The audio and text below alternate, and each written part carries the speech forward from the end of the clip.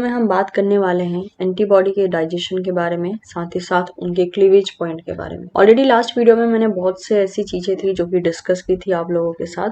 उम्मीद करती हूँ आप सीक्वेंस में इन सारे लेक्चर्स को देख रहे होंगे और इसी बेसिस पे जो है आपके सारे कंसेप्ट भी क्लियर होते जाएंगे अगर आप सीक्वेंस को मेंटेन करते हैं तो। साथ ही साथ मैं कुछ बेसिक पॉइंट्स को भी कवर करूंगी जो आपकी हेल्प करेगा लेक्चर के साथ कनेक्ट करने में। तो लास्ट वीडियो में मैंने बात किया था कि कितने टाइप के एंटीबॉडीज होती हैं, उन्हीं के बेसिस पे आज हम बात करने वाले हैं कि एंटीबॉडी का डाइजेशन कैसे किया जाता है और क्यों किया जाता है। Okay, so we are starting with the very basic point. सबसे पहले अगर हम बात करते हैं एंटीबॉडी का जो एंजाइमेटिक क्लीवेज होता है, ये एक्चुअल में एक प्रोसेस होता है जिससे कि हम उसके कंस्टिट्यूएंट या कंपोनेंट के बारे में पता लगा सकते हैं कि मतलब कितने फ्रेगमेंट से मिलकर बना है, क्या क्या बॉन्ड्स होते हैं। ठीक है, इस बेसिस पे बहुत सी बातों को पता लगाया जाता है।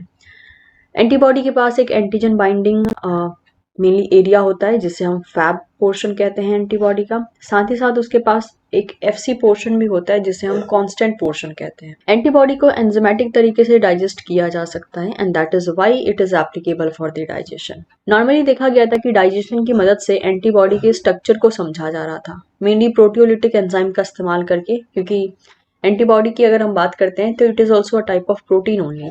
तो प्रोटियोलाइटिक एंजाइम का इस्तेमाल करके इन प्रोटीन्स का डाइजेशन किया जा रहा था ताकि इनके स्ट्रक्चर को स्टडी किया जा सके। और देखने को ये मिला कि बहुत से अलग अलग टाइप के डाइवर्स स्ट्रक्चर मिले, मतलब इनको ऑब्टेन किया गया फ्रेगमेंटेशन के थ्रू, और ये fragmentation different classes of antibodies का किया गया विद डिफरेंट एंजाइम। तो हम ये कह सकते हैं कि डिफरेंट एंजाइम से डाइजेस्ट करने के बाद जो एंटीबॉडीज होती हैं उनका ऑब्वियसली जो फ्रेगमेंट मिलता है या पार्ट मिलता है उनमें काफ़ी ज़्यादा डाइवर्सिफिकेशन देखा गया है। और ऐसा भी हो सकता है कि हम सेम एंजाइम का यूज़ कर रहे हैं लेकिन कंडीशन चेंज कर रहे हैं तो भी हमें एक वेरिएबल तरीके का रिजल्ट देखने को मिल सकता है। ध्यान ये रखना है, ज़रूरी नहीं है कि जितने भी फ्रेगमेंट हम डाइजेशन के बाद ऑब्टेन कर रहे हैं उन सारे फ्रेगमेंट का कहीं ना कहीं बाइंडिंग एक्टिविटी में इन्वॉल्वमेंट हो। ऐसा हो ही सकता है कि इन्वॉल्वमेंट ना भी हो। तो ये एक बेसिक आइडिया था कि एंटीबॉडी को हम डाइजेस्ट क्यों करते हैं। कभी हमें स्ट्रक्चर पता लगाना होता है, कभी हमें फ्रेगमेंट्स देखना होता है, कभी उनके बॉन्ड्स देखने होते हैं, और कभी कभी हमें ये भी देखना होता है कि कितने मिनिमम पार्ट से जो है एंटीबॉडी मिली एंटीजन से बाइंड करने में सक्सेसफुल हो जा रहा है। क्विक तरीके से हम रिविजन ले लेते हैं, जैसे कि हमने ये चीज स्टडी करके रखी है कि मान लीजिए एंटीजन है कोई, इस एंटीजन के पास क्या पाया जाएगा, इस एंटीजन के पास पाया जाएगा एपिटोप, राइट। और इस एपिटोप के लिए स्पेसिफिसिटी किसके पास होगी, एंटीबॉडी के पास। और एंटीबॉडी अपने किस पोर्शन से इससे बाइंड करेगा, दैट इज पैराटोप से। ओके, अपार्ट फ्रॉम दिस हमने ये भी देखा था कि एंटीबॉडीज में टोटल 2 टाइप के हमको चेन देखने को मिलते हैं। एक को हम कहते हैं लाइट चेन और दूसरा होता है heavy chain. Light chain and heavy chain, इनके भी अपने वैरायटी होते हैं डिपेंडिंग कि वो कांस्टेंट है या वेरिएबल है। जैसे कि लाइट चेन भी कांस्टेंट हो सकता है, राइट, हमने डायग्राम के थ्रू देखा था, या ये वेरिएबल हो सकता है।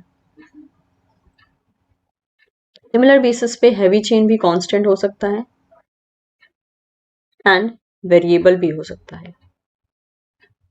ये सारी बातें हम ऑलरेडी देख चुके हैं। अब ये जो हैवी चेन होता है इसी के बेसिस पे हम बाकी चीज़ों को भी देखते हैं। जैसे कि अगर ये चेन म्यू है तो ये हो जाता है IgM। यही चेन अगर गामा है तो इसे हम बोलते हैं IgG। यही चेन अगर एप्सिलॉन है तो हम इसे बोलते हैं IgE। If the chain is alpha ये हो जाएगा IgA। और अगर यही चेन डेल्टा है तो हम इसे बोल देंगे IgD। इस तरीके से हमने ऑलरेडी ये बातें पुरानी जो हमारी क्लासेस थी उनमें देख लिया था, ठीक है। और अगर हम पिक्चर बनाने की बात करें तो इस टाइप का वाई शेप का स्ट्रक्चर होता है एंटीबॉडी का। इस वाले पोर्शन को हम लाइट चेन कहते हैं। ये लाइट चेन हो गया और ये हैवी चेन हो गया, ठीक है। ये फैब पोर्शन हो गया और ये वाला FC पोर्शन हो गया। ये सारी बातें हम पुरानी क्लासेस में कर चुके हैं। ये बात मैं आपको इसलिए याद दिला रही हूँ ताकि जो हम अभी डिस्कस करने वाले हैं वो चीज़ें आपको अच्छे से समझ में आ सके। तो ये रही पिक्चर, राइट, जो हमने अभी जस्ट डिस्कस किया उसी के बारे में यहाँ बता रखा है। और लाइट चेन हमने देखा था जब मैं आपको ओवरऑल एंटीबॉडी का फॉर्मेशन बता रही थी, मेनली बी सेल के टाइम पे, तो मैंने आपको ये बताया था कि लाइट चेन कप्पा ये या लैम्डा दोनों में से कोई भी हो सकता है। अब जो हमने कहा है फैब फ्रेगमेंट, वो फैब फ्रेगमेंट कौन सा होता है, that is antigen binding fragment जो होते हैं फैब फ्रेगमेंट कहलाते हैं। ये वाला एरिया जो है, ये वाला एरिया, ये वाला पोर्शन मेनली हिंज रीजन माना जाता है और ये प्रोलीन एंड सिस्टीन में रिच होता है। इसके अलावा देख सकते हैं आप यहाँ पे डाइसल्फाइड बॉन्ड भी होते हैं जो कि इस एंटीबॉडी के स्ट्रक्चर को प्रॉपर ढंग से मेंटेन करने में मदद करते हैं। इनके बहुत से अलग अलग रीजन पाए जाते हैं, जैसे कि ये वाला पोर्शन एन टर्मिनल है, ये सी टर्मिनल है। ये सारी बातें हम ऑलरेडी कर चुके हैं हमारे प्रीवियस लेक्चर में। इस वाले रीजन को हम FC रीजन कहते हैं। डिपेंड करता है कौन सा रीजन क्या कर रहा है, इसके बेसिस पे फंक्शनैलिटी इनकी बदलती रहती है। लेकिन आज जो ये पिक्चर दिखा रही हूँ मैं आपको इसलिए दिखा रही हूँ कि जब हम डाइजेशन करेंगे तो आपको पता चले कि कितने फ्रेगमेंट आ रहे हैं और कितने बैंड्स आ रहे हैं। ओके, टर्म्स हैं जिसको हमें क्लियर करना जरूरी है अगर हम कंसेप्ट को प्रॉपर ढंग से समझना चाहते हैं तो। जैसे कि हो गया FAB2 फ्रेगमेंट। ये FAB2 फ्रेगमेंट क्या होते हैं, दो फैब यूनिट जो कि लिंक होते हैं डाइसल्फाइड ब्रिजेस से between the fragment of heavy chain. तो जब दो हैवी चेन आपस में डाइसल्फाइड बॉन्ड से लिंक्ड होते हैं तो उसे हम FAB2 फ्रेगमेंट का नाम देते हैं, जैसे कि आप यहाँ पे देख सकते हो। Okay, wait a minute. जैसे कि ये जो फ्रेगमेंट मैंने हाईलाइट किया है सर्कल में, this is what FAB2 fragment. और आप देख सकते हैं ये बीच में जो है डाइसल्फाइड बॉन्ड से जुड़े हुए हैं दो हैवी चेन। ठीक है, तो ये पूरा FAB2 फ्रेगमेंट कहलाता है। और भी डिटेल में भी मैं आपको दिखाऊंगी FAB2 फ्रेगमेंट का डायग्राम। नेक्स्ट होता है फैब फ्रेगमेंट, जो कि होता है फ्रेगमेंट एंटीजन बाइंडिंग रीजन। ये रीजन कौन सा होता है, region at the end terminus of antibody molecule that interact with antigen. This antibody fragment consist of one light chain and a part of one heavy chain. तो FAB fragment जो होता है उसमें लाइट चेन भी composition में होता है and heavy chain भी कंपोजिशन में होता है और ये लिंक होते हैं इंटर चेन डाइसल्फाइड बॉन्ड से और इसको ऑब्टेन किया जाता है मेनली पेपाइन के डाइजेशन के टाइम पे। लेकिन FAB2 फ्रेगमेंट हमें कब मिलता है, जब हम पेप्सिन से इसको डाइजेस्ट करते हैं। तो FAB2 फ्रेगमेंट पेप्सिन से डाइजेशन के बाद मिलेगा और FAB फ्रेगमेंट पेपिन के डाइजेशन के बाद मिलेगा। लास्ट आता है FC रीजन। FC रीजन होता है फ्रेगमेंट क्रिस्टलाइजेबल। ये रीजन C टर्मिनस में पाया जाता है ऑफ अ एंटीबॉडी मॉलिक्यूल जो कि FC रिसेप्टर से इंटरैक्ट कर सकता है बाकी सेल्स के ऊपर और या इतना ही नहीं, with also the component of complement system के साथ भी ये इंटरैक्ट कर सकता है। This crystallizable antibody fragment consist of a carboxyl terminal portion of both heavy chain and is obtained by a brief papain digestion. और FC पोर्शन को भी हम पेपाइन के डाइजेशन के बाद ऑब्टेन कर सकते हैं और इसके पास मेनली C टर्मिनल होता है वो प्रेजेंट होता है। तो इस तरीके से हमने FAB फ्रेगमेंट देखा, FAB2 देखा, फैब देखा एंड FC पोर्शन देखा। जैसे कि अगर ये सारे पोर्शन जो हैं आपको डायग्राम के फॉर्म में और ज़्यादा समझ में आएंगे, जो कि मैं अभी जस्ट क्लियर करवाऊंगी आपको। पहले हम बात कर लेते हैं डाइजेशन के बारे में। तो एंजाइम, जिस एंजाइम से हम डाइजेशन करने वाले हैं वो है papain, pepsin and beta mercaptoethanol reduction. एक रीजन पाया जाता है जिसे हम बोलते हैं हिंज रीजन। ये प्रोलीन एंड सिस्टीन रिच होता है और ये काफ़ी ज़्यादा सेंसिटिव होता है एंजाइमेटिक डाइजेशन के लिए। तो जो हम डाइजेशन देखने वाले हैं उसमें या तो हिंज रीजन की तरफ हिंज रीजन को अफेक्ट किया जाएगा या तो डाइसल्फाइड बॉन्ड को क्लीव किया जाएगा या फिर FC पोर्शन को डाइजेस्ट किया जाएगा। इन्हीं सब के बेसिस पे जो है हम बाकी सब चीज़ों को देखने वाले हैं। तो सबसे पहले मैं स्टार्ट करती हूँ पेपाइन डाइजेशन से। पेपाइन डाइजेशन के लिए एक एक्सपेरिमेंट किया गया। IgG को मेनली डाइजेस्ट किया गया पेपाइन एंजाइम से और देखने को मिला टोटल 3 फ्रेगमेंट जनरेट हुए, जिसमें से 2 जो हैं वो आइडेंटिकल थे और थर्ड वाला काफ़ी ज़्यादा डिफरेंट था। जो थर्ड फ्रेगमेंट था उसका अप्रॉक्सीमेटली साइज 50,000 डाल्टन था। ओके, और ये स्पॉन्टेनियस तरीके से ये क्रिस्टल में फॉर्म हो गया and was therefore named as the FC और फ्रेगमेंट क्रिस्टलाइजेबल। इस तरीके से FC पोर्शन को नाम दिया गया। तो टोटल 3 फ्रेगमेंट मिले, 2 आइडेंटिकल थे और एक डिफरेंट था जिसको FC बोला गया, जो डिफरेंट था उसको FC बोला गया।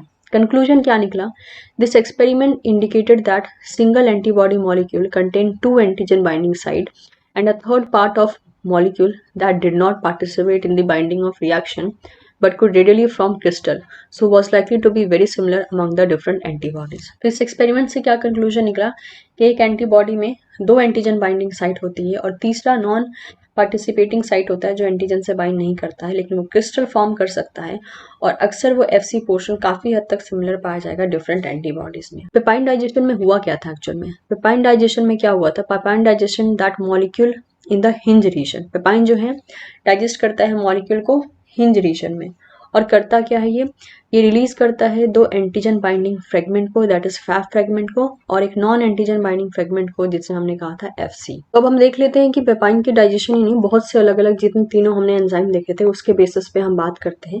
तो सबसे पहले we are starting with the papain digestion. Papain की डाइजेशन के टाइम पे क्या होता है, जैसे ओवरऑल हमने कहा था कि ये कौन से एरिया को डाइजेस्ट करता है। तो देखिए ये रहा एंटीबॉडी, ये एस जो दिख रहे हैं आपको, these are the disulphide bond, ठीक है।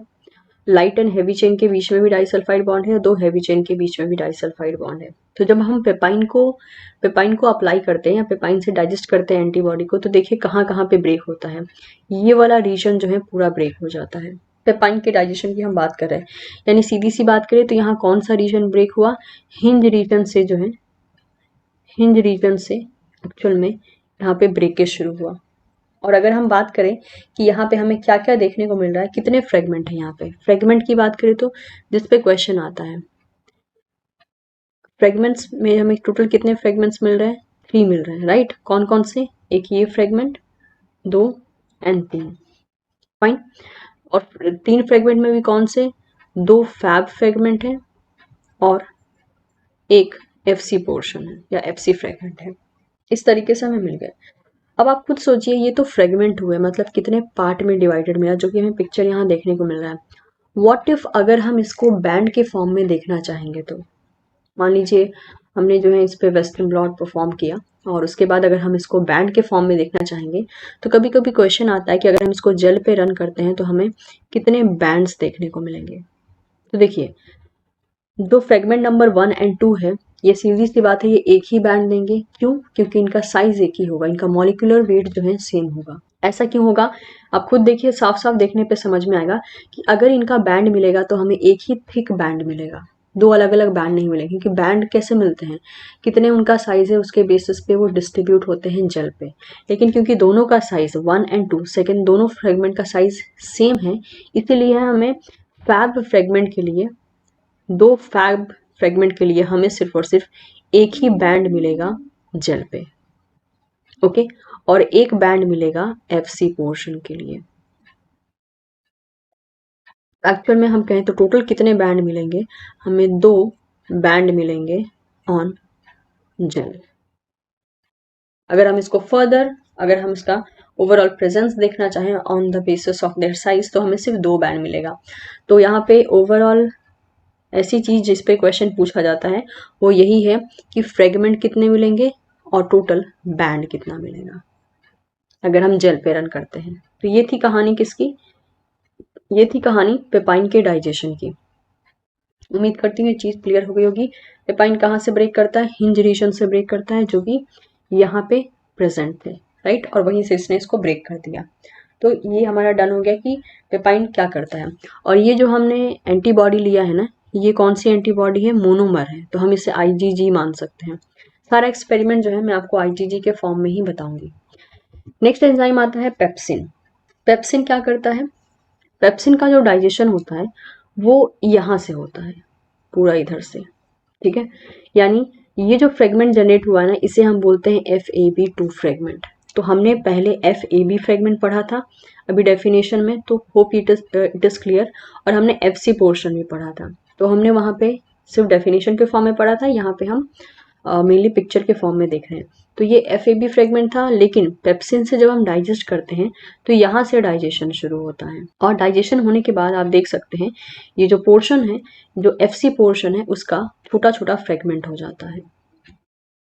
तो अगर हम फ्रेगमेंट्स की बात करें कि हमें यहाँ पे कितने फ्रेगमेंट्स मिले हैं, तो यहाँ पे हमें फ्रेगमेंट्स के नाम पे सिर्फ और सिर्फ एक फ्रेगमेंट मिलता है, एक फ्रेगमेंट मिलता है। लेकिन जो FC पोर्शन होता है उसके मैनी होते हैं फ्रेगमेंट्स। लेकिन क्योंकि वो काउंटेबल बेसिस पे नहीं होते हैं, क्योंकि ये फ्रेगमेंट तो ऑब्वियसली जेल पे हमें दिखेगा, राइट। एफसी पोर्शन को हम कैसे देखें, क्योंकि वो एक्चुअल में यहाँ पे ये जो एफसी पोर्शन है इसका पूरा डाइजेशन हो जाता है, छोटे छोटे पार्ट में डिवाइड हो जाता है, एकदम ही छोटे छोटे पार्ट में। तो हम कह सकते हैं कि मैनी स्मॉल डाइजेस्टेड फ्रेगमेंट्स हो जाते हैं एफसी पोर्शन के। और इसीलिए क्योंकि फ्रेगमेंट एक है, तो अगर हम इसका बैंड देखना चाहेंगे जेल पे आगे, अगर एक्सपेरिमेंट हम परफॉर्म करते हैं तो इसका बैंड हमें सिर्फ और सिर्फ एक ही मिलेगा। और ये कौन सा एंटीबॉडी है, अगेन ये मोनोमर है, इसको आप IgG कंसिडर कर सकते हो। नेक्स्ट देखते हैं बीटा मरकैप्टो इथेनॉल रिडक्शन। इससे क्या होता है, ये एक्चुअल में डाइसल्फाइड बॉन्ड को ब्रेक करता है।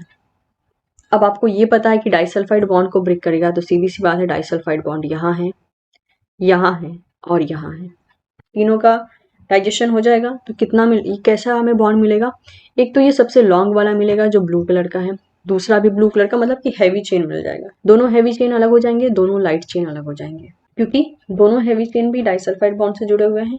हैवी एंड लाइट चेन ये दोनों भी डाइसल्फाइड बॉन्ड से जुड़े हैं।